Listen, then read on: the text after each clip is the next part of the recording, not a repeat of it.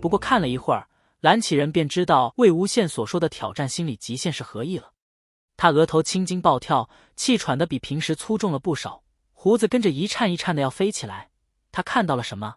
他看到了什么？他居然看到他从小带大的得意门生偷鸡摸枣。这是怎么了？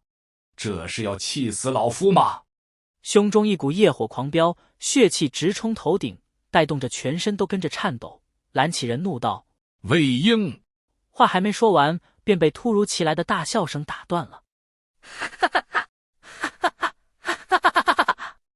原来是蓝景怡看到他家韩光俊全神贯注在墙上画出那般污秽的内容，实在是忍不住了，这才决定不憋了。笑吧，禁言他也认了，没办法，喝醉的韩光俊实在太可爱了，全然不复平常在他们面前冷若冰霜的模样。有了蓝景怡的开头，其他几个小辈好像心里有了底，也跟着笑出了声。何况魏前辈都笑得那么开怀，怕什么？是的，此时的魏无羡也是笑得前俯后仰，哈哈哈哈！他光看着画面中自家道侣傻乎乎的模样，全然忘记一旁还有一群人也在欣赏。蓝忘机眼瞅着画面中的自己惊世骇俗、丑态百出的样子，实在不知道是什么滋味。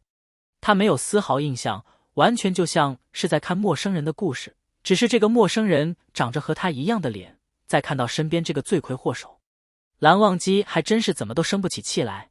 即便有前几次的参考，此时江澄还是非常震惊。这真的是蓝二吗？而江澄在看到画面中的魏无羡居然在姑苏蓝忘机后边也缀上了自己的名字，顺着读下来就是姑苏蓝忘机，云梦魏无羡，到此一游。原本忍俊不禁的江澄登时睁大了眼睛，他恶狠狠地对魏无羡道：你下次丢人的时候能别带上云梦吗？你丢得起，咱家丢不起。语气与年少时如出一辙。魏无羡大笑之余摆手道：放心放心，已经擦掉了，再说了没擦掉又能怎样，谁敢多说一句？江澄闻言挑挑眉，还真没人敢说，但是这是谁敢不敢多说的事吗？你自己就不觉得丢人吗？费了好大的功夫，魏无羡才把蓝忘机拉回了客栈。只见蓝忘机的衣服上、脸上、头发上都沾着鸡毛、碎叶、粉白的墙灰，实在是有失仪表。魏无羡道：要不干脆给你洗个澡怎么样？要不要？蓝忘机立刻点头：好。魏无羡炸了，他慌乱道：这不能看啊，这绝对不能看啊！温宁，快砸了他！被点名的温宁怔然片刻，须臾道：是。见状，结界中的绝大多数人都明白了什么，一阵尴尬的气氛瞬间弥漫整个结界。温宁登时窜了出去，凭借一股蛮力就击向正在演绎画面的东西。众人一时间屏住了呼吸，距离画面方寸之处顿时凝聚起一层透明的结界，将整个画面笼罩其中。结界中貌似蕴含着很强的力量，因为温宁在一击之后就被反打回来。温宁落在地上，向后踉跄了几步后才止住身形。魏无羡站起身，眸光一凝，脸色瞬间严肃起来。画面已经停止，被完好的护在结界之中。就听一道声音响起：哎呦我的妈，你再狠点，你再狠点，直接弄死我得了。众人一阵无语，魏无羡有点发懵，这玩意儿活的？那道声音难得带了丝怒气，吼道：废话，我一直是活的，亏我这么喜欢你，你上来就要打死我。你激动什么？怕你男人的赤身裸体被当众窥视？我是那么不靠谱的人吗？哎呦，可疼死我！连珠炮似的一通轰轰轰，轰得众人有点搞不清状况。不过众人唯一明白的就是接下来的画面果然是他们所猜想的那样。半晌无语，魏无羡道：这位姑娘，你怎么知道关于我们的故事呢？那道声音有些贼兮兮道：嘿嘿，仙人自有妙招，可否赐教？好说好说，你们的故事在我们那个世界那真可谓是脍炙人口，广为流传。一些喜欢你们的人呢，心疼你们的经历，又觉得有些误会必须要解开，所以寻了这么一个契机，干脆让你们自己看看每个人的经历。你们那个世界喜欢我们的人？对呀。我怎么越来越看不懂了呢？蓝湛你明白吗？不明白。哎呀，不要管那么多嘛。总之就是在另一个世界里，有很多很多喜欢你们的人，甚至有人奉你们为信仰。他们是真的心疼你们，所以才会有这个机会让你们了解故事的一切始末啊。魏无羡越听越觉得神奇，道：“还有这样的人呐？”那道声音慌忙道：“行行好，我有分寸的。故事快完了，不要再让鬼将军打我了。”说罢便隐去了声音。好吧，温宁，你先回去坐好。哦，好。防御时产生的透明结界隐去，画面中先是一黑，才再次流转。再次呈现的画面中，望羡二人之间的气氛有些微妙。他们站在两间房门外，看这情况，韩光俊已经醒酒，两人交谈几句，便各自进了房间。迈进房里，反手关上了门。魏无羡靠在门框上，提手打了自己一耳光。众人见此，都纷纷各自臆测刚才发生了什么。魏无羡跳出窗外，一路狂奔，奔过方才蓝忘机醉酒时涂鸦过的那面墙，才停了下来。